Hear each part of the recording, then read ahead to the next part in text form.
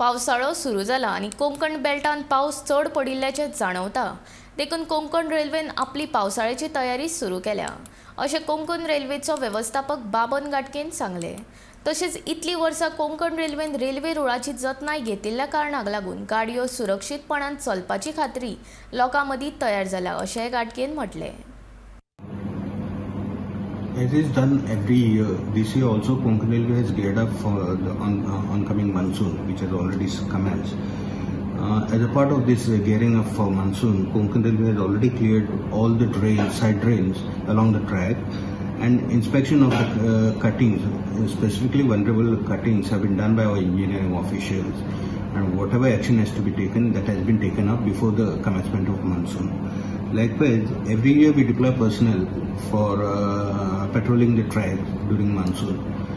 So this year also we are deputing almost around 846 personnel for watching the tracks round the clock. It will be 24/7 activity.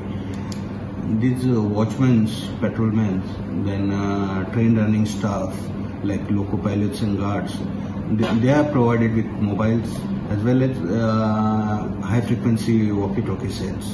So in case of any emergency, they can immediately contact the control for necessary action.